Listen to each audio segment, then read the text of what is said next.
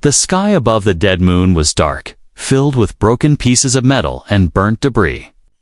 Dax, a human scavenger, walked slowly through the ruins of a destroyed space station. His boots crunched over glass, ash, and old bones. He had seen wrecks before, but something about this place felt ... wrong. He held his plasma rifle tight in one hand and a flashlight in the other. His oxygen levels were fine, but his instincts kept whispering, "Be careful." Then he saw it. A small pod, half buried under twisted steel, was blinking softly. The light was weak, almost gone. Dax moved closer, brushing off the dust. It wasn't a human escape pod. It was alien. And very small. He pressed a button to open the hatch. The metal groaned, then popped open with a hiss. Inside was a girl. Not human. Her skin was pale blue, glowing softly like moonlight. Her body was thin, almost weightless. Long white hair stuck to her face. She looked about 10 years old in human age, but with aliens, you could never be sure. Her arms were wrapped tight around herself. Her knees pulled to her chest. She was shivering. Her eyes slowly opened, glowing a faint silver. The moment she saw Dax's face, she let out a terrified scream. "No, no," he said quickly, raising his hands. "I won't hurt you." But she didn't understand his words. She pushed herself into the corner of the pod, clawing at the walls, trying to escape. Dax saw pure fear in her eyes, like he was a monster. "Damn it," he whispered. "She thinks I'm going to kill her." He reached into his bag and pulled out a small emergency blanket. He moved slowly, placing it at the edge of the pod. She watched every move, trembling. Her eyes filled with tears. Then he placed a protein bar on the floor beside the blanket, took 3 steps back, and sat down. The girl didn't move. Minutes passed, then she reached out, shaking, and pulled the blanket around her shoulders. She grabbed the protein bar and bit into it like she hadn't eaten in days. "That's it." "Good," Dax said softly. "You're safe now." But still, she stared at him like he was death itself. He noticed bruises on her arms, deep cuts. She had been through something terrible. And she wasn't running from the crash, she was running from someone. Or something. His beeped. The AI voice said, "Atmosphere unstable. Recommend immediate return to ship." Dax looked back at the girl. She was so small, so fragile. If he left her here, she wouldn't survive the night. He had 2 choices. Leave her and live, or take her and risk everything. He sighed, then stepped forward. She tried to back away, but there was nowhere to go. "I'm sorry, little one," he whispered. He knelt down and carefully wrapped her in the blanket. She screamed again, her hands hitting his chest, but he didn't stop. Her blows were weak. She was exhausted. "I'm taking you home," he said. She didn't understand the words, but the way he said them, the way his eyes looked into hers. Something changed. She stopped fighting. She closed her eyes and let him lift her. The walk back to his ship was slow. The girl didn't speak. She just breathed quietly, her head against his shoulder, her body cold and still. He reached the ramp, walked inside, and laid her gently on the med bed. The AI scanned her. Life, signs critical. Unknown species, severe malnutrition, dehydration. Emotional trauma detected. "No kidding," Dax muttered. "Can we save her?" "Possible." Treatment started. Dax sat beside her, his hand resting near hers, but not touching. She didn't sleep. She just stared at the ceiling, her eyes wide. Always alert, that night Dax sat near the bed. Eating his own food, he looked at the little alien girl and whispered, "Who did this to you?" But she didn't answer. She just watched him with silent fear, and Dax, for the first time in years, felt something burn inside his chest. Anger, pity, and a promise. He would protect her, No matter what. The ship hummed softly as it floated through. Deep space, away from the wreckage. Dax sat at the edge of his bed, staring at the small alien girl lying on the med table. She hadn't moved much in hours, except to breathe and blink. She still wore the heat blanket wrapped tightly around her like armor. Her silver eyes followed every move he made. She didn't trust him. Not yet. Dax sighed and leaned back. I don't even know your name, he whispered. The girl just stared. He stood up, walked to the kitchen unit, and pressed a few buttons. A warm bowl of soup and a fresh bottle of water came out. He placed both on a tray and returned to her. He didn't hand them to her. He placed the tray on the floor slowly, then sat down a few feet away. No words, just silence and the smell of soup filling the room. Minutes passed. Finally, the girl looked at the tray, her body tensing. She looked at Dax. He didn't move. Didn't even blink. Her hands moved under the blanket, and slowly, carefully, she reached out for the bottle of water. She opened it and drank fast, drops falling down her chin. Then the soup, she held it close, blowing gently, sipping slowly. Her hands shook. Dax watched in silence. He didn't smile. He didn't speak. He knew any sound might scare her again. She finished the soup, then crawled back into the medbed corner, curling up tightly, still holding the blanket. Her eyes slowly closed.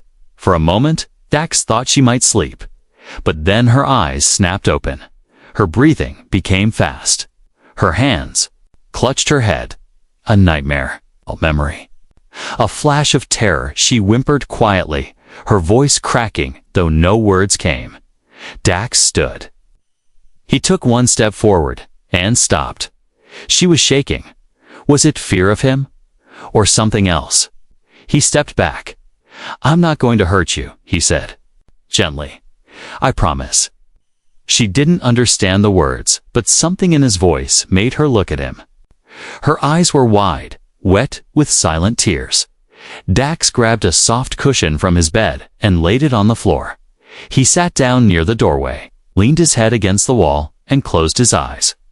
I'll stay here, just so you don't feel alone. Hours passed, the ship lights dimmed to nighttime mode. The stars outside the window moved slowly. Dax opened his eyes when he heard the softest sound, a whisper of bare feet on the floor she was standing. The blanket still around her shoulders. The empty bowl in her hand. She walked carefully, as if expecting the floor to break beneath her. She stopped halfway between him and the medbed. Staring, Doc didn't move. She placed the bowl down on a small table, then looked at him again. He gave her a small nod. You're safe. She turned and walked to the far corner of the room where a small crate sat with a soft towel inside. It wasn't a bed, but it was a safe, hidden space. She curled up inside it like a wild animal used to hiding from predators. Wrapped in her blanket, eyes barely open, she finally slept. The next morning, Dax woke up with a sore back and stiff legs. He stood, stretched, and walked toward the crate. The girl was gone. His heart jumped. He looked around. Then he heard a noise, soft tapping in the cockpit. He walked there and found her standing by the window, her tiny finger drawing on the glass. Lines, shapes, a tall black figure with glowing red eyes. Her hand shook as she drew it. Again and again, Dax stood. Silently, he understood now. She wasn't just scared of humans. She was running from something far worse. He sat down near the cockpit screen and pulled up defense protocols. Shields up. Weapon systems on standby. She turned to look at him. He pointed to her drawing and said, "Them." She nodded, then pointed to her chest, then to the figure again, then shook her head. She was telling him they wanted her, and she didn't. Want to go back? Dax reached into his vest pocket and pulled out a tiny metal star. Here, he said, placing it in her hand. She looked at it, confused. He pointed to her. Then the star, then to the drawing, and shook his head. "You're not going back." She didn't speak, but she held the star close, and for the first time, she didn't look afraid. The silence inside the ship was no longer cold. It had changed. Dax could feel it. The little alien girl, still wrapped in her blanket, no longer flinched when he entered the room. She no longer cried in the corners or hid behind supply crates.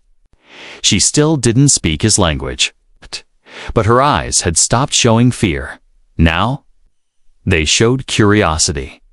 It began with small things. She followed him into the kitchen when he made food. She sat nearby while he cleaned the control panels. Once he dropped a tool, and she picked it up and held it out. Dax had taken it slowly, smiled, and said, "Thanks." She didn't understand the word, but her head tilted, and she stared at his lips, trying to repeat it. "TTH." He nodded. "Close." She said nothing after that, but her eyes sparkled. Something had shifted inside her. That evening, Dax did something different. He turned on the projector in the center of the common room. A soft image lit up in the air: flowers, trees, bright skies. Earth, many years ago. He used to watch this program when he couldn't sleep. He placed a soft mat on the floor and sat down with his bowl of soup. The girl stood at the doorway, unsure. He looked at her and patted the mat beside him. She didn't move at first, but after a long pause, she walked slowly, cautiously, and sat at the far end of the mat, just enough to be close, but not too close. He placed a small bowl in front of her. She hesitated, then ate. They watched the glowing trees move in the air together. No words. No sound except wind and birdsong from the old recording. She leaned her head on her knees and watched until her eyes became heavy. Later that night, Dax worked on ship repairs in the back room. Suddenly, a gentle tapping came from the hallway. He turned. The girl stood there, holding a wrench upside down in both hands. He smiled. "You want to help?" She tilted her head. Dax showed her how to twist a bolt. She watched, then tried. She was clumsy but determined. "Not bad," he said. She looked at him, unsure. He gave her a thumbs up. She copied the gesture, but with the wrong hand and 2 fingers. He laughed softly. She blinked, then smiled. Just a little, but it was the first time. The next day, Dax wrote on a small board with a marker. "Dax," he pointed at himself. Dax then handed the board to her and pointed. She stared at the marker, then slowly, carefully, wrote strange letters, curved and glowing, to her name. He tried to say it, Luma. She blinked, then nodded. He smiled. "Luma." She looked down. Her cheeks turned slightly blue. Was she shy? "Nice to meet you, Luma," he said softly. She repeated, "Me. Shoo." Close enough. Over the next few days, things changed even more. Luma followed him around the ship. She watched everything: how he used the tools, how he cooked, how he smiled. Once, she brought him a broken music box from the storage room.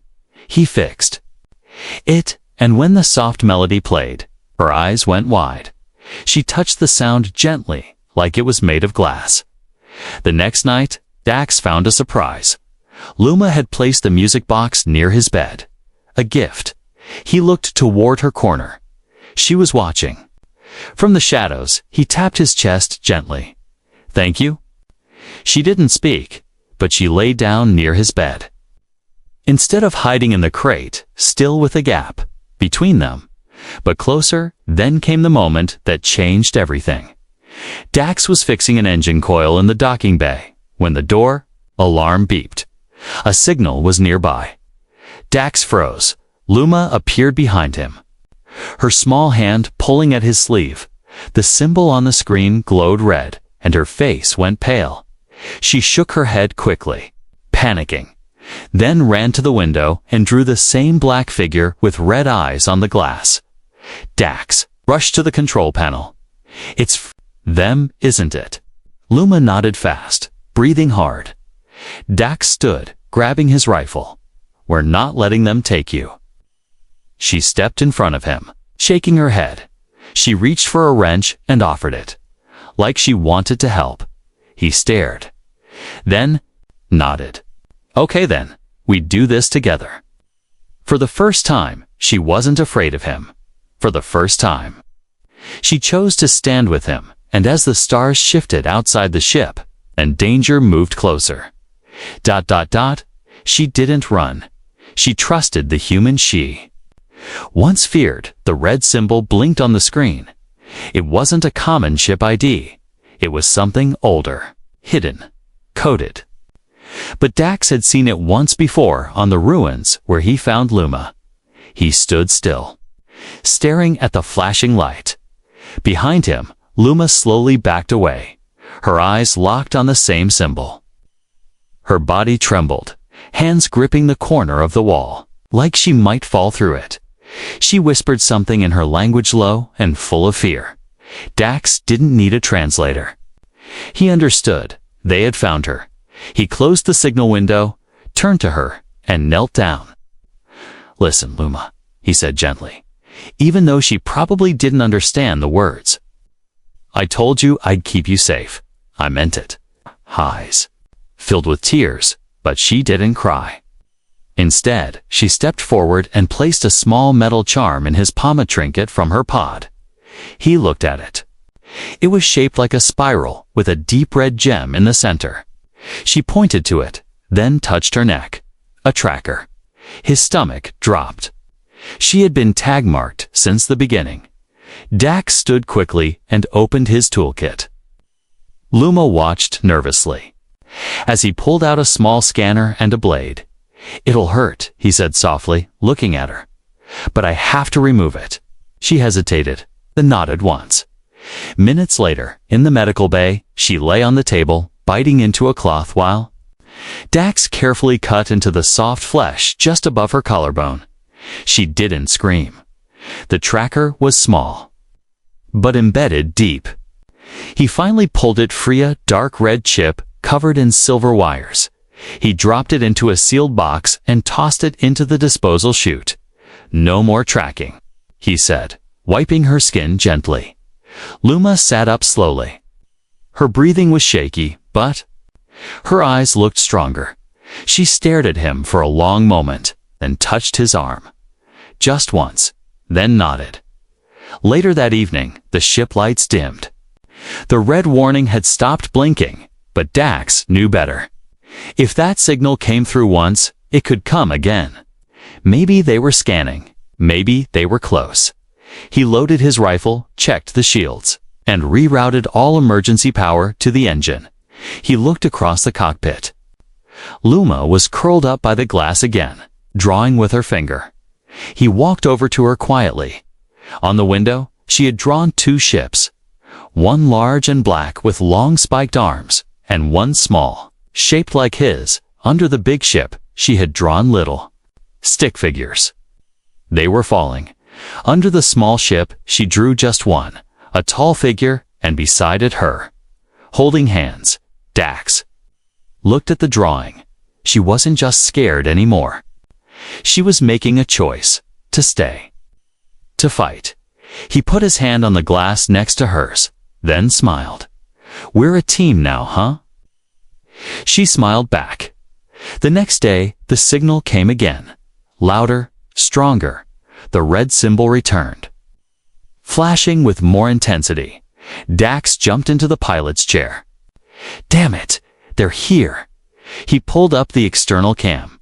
A shadow moved behind a cluster of asteroids, too big for a trader ship, too slow for a pirate, too cold for a rescue. It was them. Luma stood frozen behind him, her whole body shaking. Dax looked back at her. "No running this time. We fight." He pressed the alarm. The ship systems roared to life. Missile locks, shield walls, engines humming. He handed Luma a small communicator and pointed to the engine room. "Stay there. Lock the door. If anything happens to me, get to the escape pod and run." Luma didn't move. Then slowly, she grabbed his sleeve and pulled gently. She looked up into his eyes. "Stay together." Her voice was quiet, broken, but clear.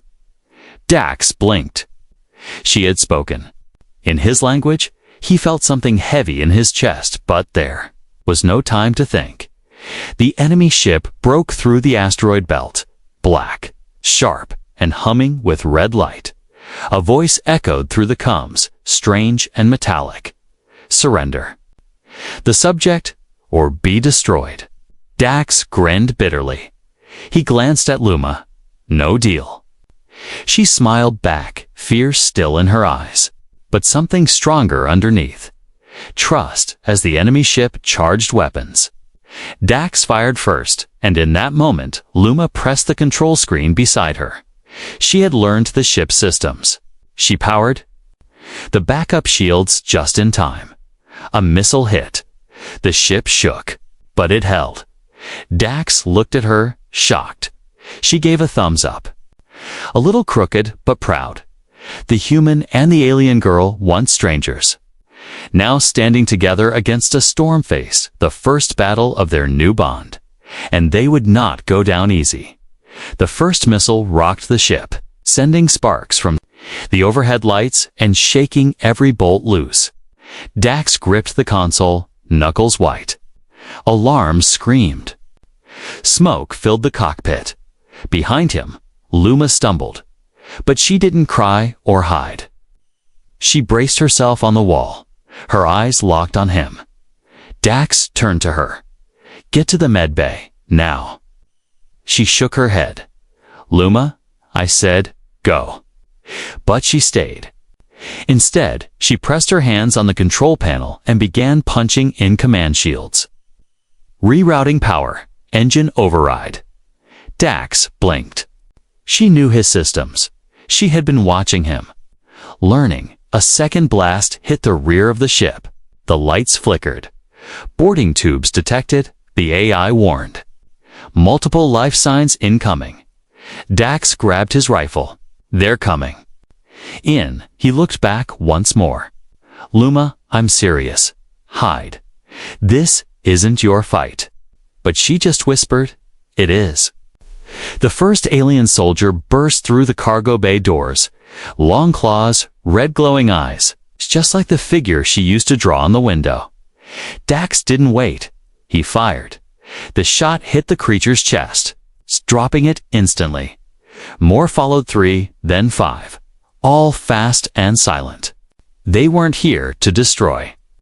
They were here to take. Dax backed up, shooting, reloading, ducking behind crates. One got too close. Dax slammed the butt of his rifle into its face, sending it crashing into a wall. Blood dripped from his forehead. But he didn't stop. He was outnumbered. He was outgunned, but he had something they didn't. A reason to fight in the chaos. Luma ran, not to escape, to help. She reached the engine room, climbed up the maintenance panel, and opened a hidden override. Hatch Dax had once shown her. She reached inside, pulled a cable, twisted a tan suddenly. The ship's emergency. Defense turrets activated, metal arms unfolded from the ceiling and corners of the hallway. Dax looked up just in time to see them fireblasting 2 of the attackers into smoke and sparks. "Good girl," he breathed. But then a shadow moved behind him. One of the biggest soldiers stepped out from the smoke, its claws raised high. Before Dax could aim, it struck, throwing him across the room. He slammed into a wall and fell hard, the rifle clattering from his hands. The alien approached slowly, scanning Dax's face with its red eyes. Then it spoke in a deep, cruel voice. "She belongs to us. Step aside." Dax coughed, blood on his lips. "Over my dead body." The alien raised its claw, and then a scream, high, sharp. Pure Luma ran into the cargo bay, holding a heavy plasma wrench. She threw it with all her might. It hit the alien's shoulder. Knocking it back slightly, she stood between Dax and the creature, arms shaking, but her eyes full of fire. "No," she shouted. "He's mine." The alien growled, but before it could move again, Dax pushed himself up and grabbed a backup blaster from his boot. He fired point-blank. The blast burned through the alien's chest. Dropping it in seconds, silence, only the hum of the engine and the soft crackle of wires. Dax leaned against the wall, panting. Luma ran to him, dropping beside him. "Are you okay?" she asked in broken English. Dax looked at her, stunned. You spoke again." She nodded. "You saved me first." He chuckled weakly. "That's what humans do." Luma smiled, but her eyes were full of tears. She reached into her pocket and pulled out a small metal charm, the one Dax had removed from her neck. She placed it on the ground and crushed it under her foot. Then she looked up at him. "No more running." He nodded. "No more." The rest of the enemy soldiers fled. The AI confirmed the boarding party was gone. The enemy ship, damaged and retreating, vanished into warp space. Dax tried to stand, but his leg gave out. Luma wrapped his arm over her shoulder and helped him to the medbay. She was tiny, weak, still healing. But in that moment, she was strong. Enough for both of them. Hours later, Dax lay on the medical bed, patched up, breathing slowly. Luma sat beside him, her small hand resting near his. She whispered, "You almost died." He looked at her, eyes half open. "Worth it," he said. "For you." She climbed onto the edge of the bed and gently laid her head on his chest. At first, Dax didn't move. Then slowly, he placed his arm around her, and for the first time, she slept, not with fear, not with nightmares, but with peace. The medbay lights were soft, casting a warm glow across the room. Dax lay still on the recovery bed, his chest rising slowly, his arm wrapped in a bandage. His leg was braced, ribs bruised, one eye swollen, but he was alive. Luma sat beside him, silent, her tiny fingers gently tracing the curve of his hand. She hadn't moved in hours. She hadn't left his side since the fight. The hum of the ship's systems was the only sound. Outside, the stars drifted like glowing snow. Dax opened one eye and looked at her. "You're still here," he said, his voice low and dry. She looked up quickly, nodding, "Not going," she whispered. Dax smiled, "Little good, because I don't think I can walk yet." She stood, grabbed a straw, and helped him sip water. He drank slowly, then leaned back with a sigh. "You saved me, Luma. You were amazing." She looked down, her face serious. "I was scared," she said. He nodded. "Me too." She turned her head away. "You hurt because of me." "No," Dax said firmly. "I hurt because they wanted to take you, and I wouldn't let them." She blinked fast, her silver eyes shining with tears. She bit her lower lip, then she whispered, "My people gave me to them. I was special," they said. "Too dangerous to stay." Dax stared at her. She had never spoken this much before. "They told me humans are cruel," she continued slowly. "Liars. Monsters." Her voice cracked. "But you gave me food, gave me warm, gave me safe." Dax felt a lump in his throat. He couldn't speak, so he just reached out, placed his hand gently on her shoulder, and gave a small nod. "You are not monster," she finished softly. The next few days passed quietly. Luma cooked soup the way she had seen Dax do it. It tasted strange, but he smiled anyway. She helped him walk against low steps down the hallway, his arm resting on her tiny shoulder. She fixed the dented control panels, sorted tools, and even arranged the storage crates in size order. When Dax joked, "You're turning into my mechanic," she just said, "Yes," and smiled. They laughed more. She spoke more. One night, while Dax lay on the bed with a heating patch over his ribs, Luma brought him a new drawing. It was of a house, simple, round roof, smoke from the chimney. Two figures stood in front, one tall, one small, holding hands. Dax looked at it, then looked at her. "You want a home?" She nodded slowly. He pointed to the ship floor. "This? Not enough." She shook her head. "It's flying, not living." He thought about that. She was right the next morning. Dax pulled up the star maps. They scrolled through planets, green ones, blue ones, quiet ones. Luma pointed at one. "Trees, safe." Dax grinned. "You like forests, huh?" She nodded quickly. "All right." He said, "We'll check it out, but only if you promise not to run into any more death squads." She giggled.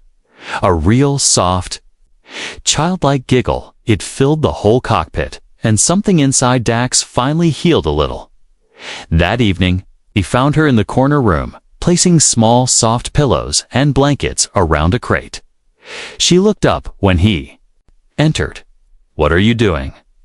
he asked. "Making room," she said. "For what?"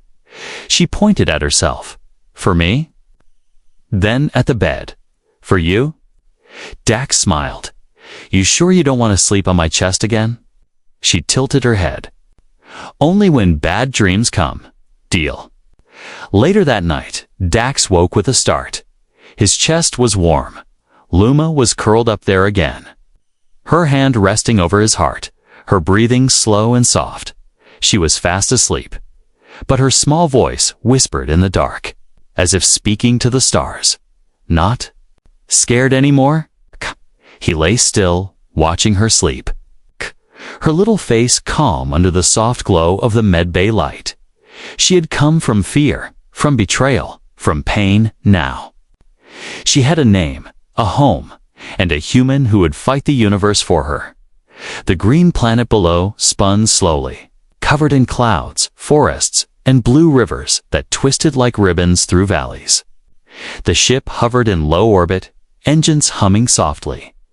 Dax sat in the pilot's seat, bruises mostly healed now, a band still wrapped around his ribs. Beside him, Luma sat in the co-pilot chair, her feet barely reaching the floor. She wore a small headset and held a glowing map in her lap. "You sure this is the one?" Dax asked, glancing over. Luma nodded firmly. "Safe, quiet. Trees." Dax smiled. "Right then, let's make it home." He pressed the landing sequence that the ship dipped through the clouds and disappeared into the atmosphere, leaving stars behind. They landed in a small clearing surrounded by tall silver trees. Their leaves shimmered like glass when the wind passed. Through the air was warm, soft, and full of strange bird sounds. Dax stepped out first, scanning for danger. His blaster stayed on his belt, but his hand didn't touch it. Luma followed, barefoot, stepping carefully into the soft green moss. She closed her eyes, spread her arms, and breathed deeply. Dax watched her and said, "You like it?" She nodded. "Smells like peace." He chuckled. Never knew peace had a smell. She grinned, then pointed to a spot near a thick tree with red flowers. "There, house." He blinked. "You mean you want me to build you a house?" She tilted her head. "Us." Dax smiled and dropped his gear on the grass. "Then let's start." They worked for days. Dax cut wood. Luma painted rocks with bright colors and lined the path. He built walls from scrap steel. She planted seeds in a circle around the house. It was small, only one room, but it was theirs, each night. They sat under the stars, eating soup and watching the fire crackle. Each night, she curled up beside him, her head on his chest, her hand gently placed over his heart like it was the safest sound in the world.